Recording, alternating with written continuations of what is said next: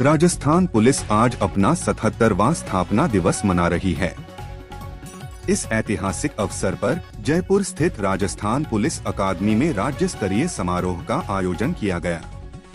समारोह में मुख्यमंत्री भजनलाल शर्मा मुख्य अतिथि के रूप में शामिल हुए।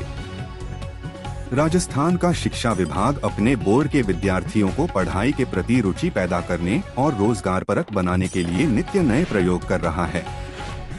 इसी के तहत राजस्थान का शिक्षा विभाग ने 11वीं कक्षा के विद्यार्थियों के लिए एक महत्वपूर्ण बदलाव किया है। भीलवाड़ा जिले में बुधवार को नारी शक्ति का सम्मान और उनके सशक्तिकरण के उद्देश्य से आयोजित मुख्यमंत्री का नारी शक्ति वंदन कार्यक्रम बुधवार को शिक्षा विभाग के अधिकारियों के लचर प्रबंधन के कारण स्कूली छात्राओं के लिए परेशानी का सबब बन गया।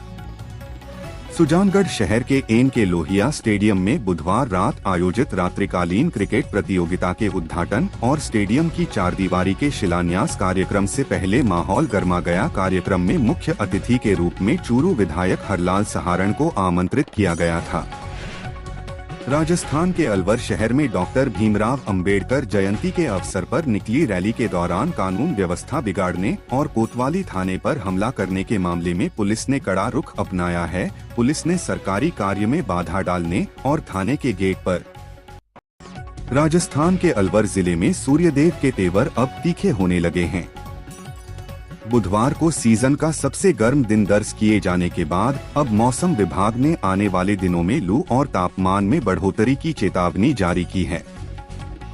भीलवाड़ा राजस्थान हाई कोर्ट ने राज्य सरकार को बड़ा झटका देते हुए प्रदेश के सौर ऊर्जा निवेशकों को बड़ी राहत प्रदान की है। कोर्ट ने स्पष्ट किया है कि सरकार अपनी घोषित नीति और वादों से इस तरह मनमाने ढंग से पीछे नहीं हट सकती। भीलवाड़ा केंद्र सरकार ने खनन क्षेत्र में बड़ा कदम उठाते हुए खनिज, परमाणु और हाइड्रोकार्बन ऊर्जा खनिजों से भिन्न रियायत नियम 2016 में संशोधन किया है। इसके तहत लो ग्रेड लौह अयस्क की बिक्री कीमत तय करने का नया फॉर्मूला लागू कर दिया है। श्री गंगानगर शहरों को साफ सुथरा और व्यवस्थित बनाने के लिए अब स्वच्छता को व्यापक प्रशासनिक सुधार से जोड़कर देखा जा रहा है। इसी कड़ी में बुधवार को जिला परिषद सभागार में स्वच्छ भारत मिशन शहरी के अंतर्गत समीक्षा बैठक आयोजित की गई। इसमें राजस्थान सरकार के ब्रांड एम्बेसडर के गुप्ता ने स्पष्ट कहा, भीलवाड़ा जिले में आगामी खरीफ सीजन को लेकर कृषि विभाग और प्रशासन ने तैयारियां तेज कर दी हैं। बांधों और जलाशयों में पानी की पर्याप्त उपलब्धता के चलते इस बार मक्का और कपास की बुवाई का क्षेत्रफल रकबा बढ़ने की संभावना है। नागौर जिले में जिला स्पेशल टीम डीएसटी को लेकर गंभीर सवाल खड़े हो गए हैं। कागजों में जहां एक डीएसटी का गठन बताया जा रहा है, वहीं धरातल पर दो अलग अलग टीमें सक्रिय होकर काम कर रही हैं। एक मेड़ता डीएसटी और दूसरी नागौर डीएसटी के नाम से। राष्ट्रीय स्वच्छ वायु कार्यक्रम में अच्छा प्रदर्शन करने वाले अलवर शहर को केंद्र सरकार की ओर से 20 करोड़ रुपए का तोहफा मिलने वाला है। इस राशि का उपयोग शहर की हवा को शुद्ध करने, धूल कम कर।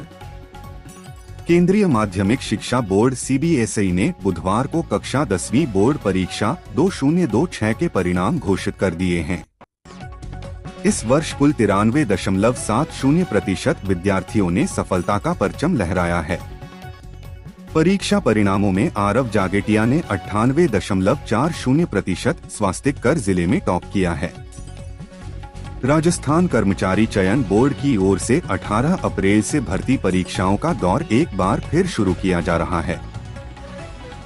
बोर्ड ने परीक्षाओं को लेकर ड्रेस कोड में अहम बदलाव करते हुए अभ्यर्थियों को बड़ी राहत दी है। अब अभ्यर्थियों को परीक्षा के दौरान अपने धार्मिक प्रतीक चिन्ह उतारने के लिए जयपुर में कालवाड़ के छत्रपति शिवाजी नगर में सोमवार रात पटाखे जलाने की बात पर हुआ विवाद खूनी संघर्ष में बदल गया।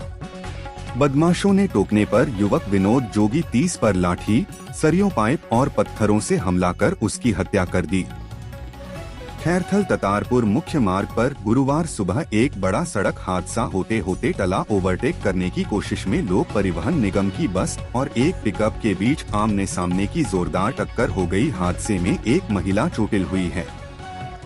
गर्भ के 7वें महीने में बालिका का जन्म, वह भी महज 900 ग्राम वजन। इसके अलावा अविकसित फेफड़े, पैर की उंगली में गैंग्रीन संक्रमण और हृदय में पेटेंट जैसी कई बीमारियों का आक्रमण बालिका को जन्म देने वाली मां और परिजन की आंखों से आंसू थम नहीं रहे थे।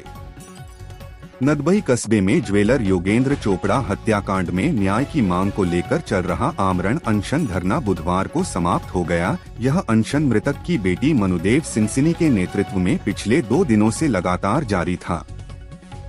जोधपुर आईआईटी जोधपुर की एडवांस्ड एनर्जी मटेरियल्स लैब में वैज्ञानिक भौतिकी, मटेरियल साइंस और इंजीनियरिंग के मेल से नई पीढ़ी के ऊर्जा समाधान तैयार किए जा रहे हैं।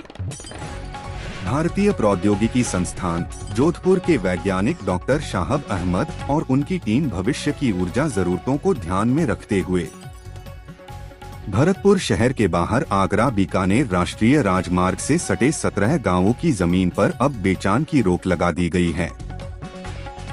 भरतपुर विकास प्राधिकरण ने द राजस्थान लैंड एक्ट 2016 के तहत 4 लैंड पूलिंग योजनाओं के लिए भूमि चिन्हित कर 12 मार्च 2026 को अधिसूचना जारी की गई है।